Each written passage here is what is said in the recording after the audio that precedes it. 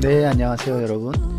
Improving Language Understanding by Generative Pre-Training 2장 Related Work 다섯 번째 문단을 살펴보도록 하겠습니다.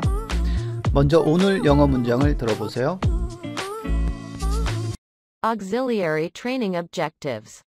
Adding auxiliary unsupervised training objectives is an alternative form of semi-supervised learning. Early work by Collibert and Weston used a wide variety of auxiliary NLP tasks such as pause tagging, chunking, named entity recognition, and language modeling to improve semantic role labeling. More recently, Ray added an auxiliary language modeling objective to their target task objective and demonstrated performance gains on sequence labeling tasks. Our experiments also use an auxiliary objective. But as we show, unsupervised pre-training already learns several linguistic aspects relevant to target tasks. Auxiliary Training Objectives. 보조 훈련 목표. Auxiliary 하면 보조의, 보조적인 이라는 뜻이죠. Adding auxiliary unsupervised training objectives. 보조적인 비지도 훈련 목표를 추가하는 것은 is an alternative form, 대안적인 형태입니다. of semi-supervised learning, 준지도 학습의 대안적인 형태입니다. Early work by Collibert and Weston used a wide variety of auxiliary NLP tasks such as pause tagging, chunking, named entity recognition, and language modeling to improve semantic role labeling. Early work by Collibert and Weston. 콜러버트와 웨스턴에 의한 초기 연구는 used a wide variety of auxiliary NLP tasks. 다양한 보조적인 자연어 처리 태스크들을 사용했습니다. such as 예를 들면 pause tagging, chunking, named entity recognition, and language modeling. 자, 여기서 pause tagging은 품사 태깅. 자, 각 단어들의 품사가 무엇인지 예를 들면 명사, 동사, 관사, 형용사, 부사 등등등 뭐 이런 것들을 우리가 품사라고 하잖아요. 자, 이렇게 단어의 품사가 무엇인지 탐색해서 명명하는 것, 이것을 pause tagging, 품사 태깅이라고 하고요. 그 다음에 chunking, 이라고 하는 것은 정보를 의미 있게 묶어서 청크를 만드는 과정, 이것을 말하는데요. 즉 의미 있는 단어를 결합해서 새로운 특징을 만드는 과정을 말합니다. 자, 이렇게 이야기하면 잘 모르겠죠. 자, 예를 들어 설명해 볼게요. 데이터 마이닝 이라는 단어가 있다 라고 가정해 봅시다. 이 단어는 데이터와 마이닝이라는 것이 결합된 용어인데요. 데이터라는 것은 일반적으로 자료, 데이터 이런 거를 말하고 마이닝이라는 것은 채굴이라는 뜻을 갖잖아요. 자, 이런 데이터와 마이닝을 각각 따로따로 생각하는 것이 아니라 데이터 마이닝을 데이터 사이언스의 한 분야로 생각을 해서 하나의 단어로 청크시켜서 생각하는 것, 이것을 청킹이라고 하는 것이죠. 자, 됐죠? 그 다음 named entity recognition. 자, named entity라고 하는 것은 이름을 가진 객체, 이름을 가진 개체를 말하는 것이고요. recognition이 있으니까 이름을 가진 개체를 인식하는 것, 즉 개체명 인식을 말하는 것이죠. 예를 들면 영희는 2021년에 성균관대학교에 입학했다 라는 문장이 있을 때 여기서 person, 사람이죠. organization, 조직, time, 시간에 대해서 만약 개체명 인식을 수행한다면 영희라고 하는 것은 person, 사람에 해당하고 2021년은 time, 시간에 해당하고 성균관대학교는 organization, 조직으로 인식을 하는 것을 말하는 거죠. 됐죠? To improve semantic role labeling. 의미론적 역할 라벨링을 improve, 증가하기 위해서 such as 이하의 이와 같은 보조적인 자연어 처리 태스크들을 사용했습니다. 라는 거죠. 자, 다음 센텐스 봅시다. More recently, Ray added an auxiliary language modeling objective to their target task objective and demonstrated performance gains on sequence labeling tasks. More recently, 더 최근에는 Lai라는 학자는 added an auxiliary language modeling objective, 어떤 보조적인 언어 모델링 목표를 추가했는데요. 어디에? To their target task objective. 그것들의 타겟 태스크 목표에 추가를 하고 and 그리고 demonstrated 보였습니다. 자, 무엇을? performance gains 성능 이득, 성능 향상을 보였습니다.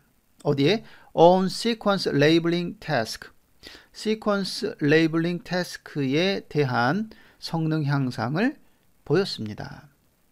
자, sequence labeling task라는 것은 우리가 이제 문장이 있을 때 입력 문장이 있고 그 다음에 타겟 문장이 있는데 이제 이런 문장들은 시퀀스 데이터라고 얘기했었잖아요. 그래서 입력 시퀀스 x1, x2, x3 점점점 이렇게 시퀀스가 있으면 이에 대해서 레이블링을 부여하는 거. 다시 레이블을 부여해서 레이블링이 된 y1, y2, y3 점점점 등으로 작업을 하는 것을 우리는 시퀀스 레이블링이라고 하는 것이죠. 자, 다음. Our experiments also use an auxiliary objective. But as we show, unsupervised pre-training already learns several linguistic aspects relevant to target tasks. Our experiment also use. 우리 실험들은 또한 사용합니다. 자, 무엇을? An auxiliary objective. 어떤 보조적인 목표를 사용합니다. But, 하지만, as we show, 우리가 보여주듯이 unsupervised pre-training already learns. 비지도 선행 학습은 이미 learns, 배웁니다. 무엇을? Several linguistic aspects. 여러 언어학적인 측면들을 배웁니다. 학습합니다. relevant to target task. 목표 태스크들과 관련된 relevant to 뭐뭐와 관련된 여러 가지 언어학적인 측면들을 학습합니다. 자, 여기까지 우리가 직독직해 해봤는데요. 소제목에 나와 있듯이 auxiliary training objectives에 대한 것을 언급하고 있죠. 자, 관련해서 어떤 태스크들이 있었죠? 포스 태깅, 품사 태깅이죠. 청킹 하는 거, named entity recognition, 개체명 인식, language modeling, 언어 모델링, 그 다음 sequence labeling과 같은 자연어 처리에 관련된 태스크들이 있었습니다. 자, 오늘 읽은 문단 중에서 핵심 주제는 뭘까요? 보조적인 훈련이라는 것이 기존 연구에 있는데 이것들은 결국 semi-supervised learning, 준지도 학습의 대안적인 형태다 라고 말할 수 있고 다양한 자연어 처리 태스크에 사용해 왔다. 본 저자는 보조적인 훈련이라는 말보다는 unsupervised pre-training, 비지도 사전 학습이라는 용어를 명시적으로 사용하고 있고 여기에는 이미 여러 가지의 언어학적인 측면을 이미 학습하고 있다는 것을 이야기하고 있죠. 자, 2장 related work를 우리가 모두 살펴봤는데요. 3장으로 넘어가기 전에 짧게 총정리하고 넘어가는 게 좋을 것 같습니다.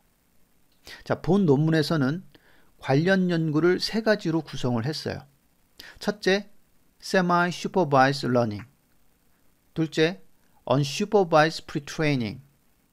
셋째, auxiliary training objective.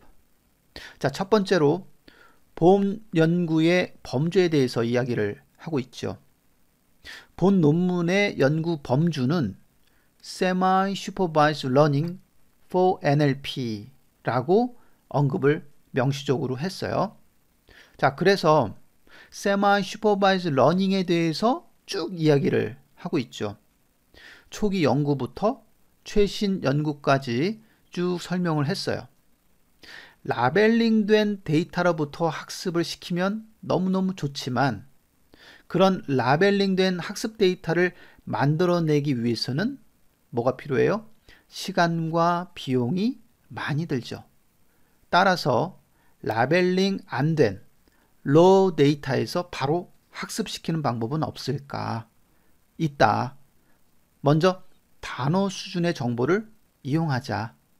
자, 그것이 뭐죠? 워드 레벨, 더 나아가서 프레이즈 레벨, 더 나아가서 센텐스 레벨 임베딩 기법들이 있는 거죠. 이것들은 다 모두 텍스트를 팩터 표현들로 인코딩하는 것이다 라는 것이죠. 자, 그 다음 두 번째로 unsupervised pre-training에 대해서 소개를 하고 있는데요. 자, 이것도 semi-supervised learning의 스페셜한 케이스라고 언급을 하고 있고요. 자, 이 목표는 좋은 초기 지점 혹은 시점을 찾는 것이죠. 다시 말하면 좋은 초기 조건을 찾는 것인데 딥 뉴럴 네트워크를 사용해서 이미지 분류라든지 음성 인식, 그 다음 객체 명확화, 기계 번역 이런 것들에 대해서 상당히 많은 분야에서 연구가 되었다라는 것을 언급하고 있죠. 자, 본 연구는 언어 모델링 분야에서 사전 학습을 하고 그 이후에 지도적으로 미세 조정, 파인 튜닝을 하는 것에 관련이 있는데 이와 유사한 연구를 한 그룹이 있죠. 텍스트 분류에서 LSTM 모델을 사용해서 적용을 해봤다. 자, 그런데 그것은 긴 범위의 예측은 어려웠다. 그런데 본 논문은 LSTM 모델이 아니라 트랜스포머 모델을 사용했고 이 모델 덕분에 긴 범위의 예측도 가능해졌고 전이 과정에서 최소한의 모델 변경으로 언어를 더 잘 이해할 수 있음을 증명했다는 것이죠. 자, 세 번째로 오늘 배운 보조적인 훈련 목표에 대해서 이야기를 했었고요. 자, 여기서는 품사 태깅, 청킹, 개체명 인식, 언어 모델링, 그 다음 시퀀스 레이블링 등과 같은 자연어 처리 관련 태스크들이 있다는 것을 소개하고 있습니다. 자, 오늘은 2장 Related Work 5번째 문단을 살펴봤고 또한 2장 전체적으로 총정리하는 시간을 가져봤습니다.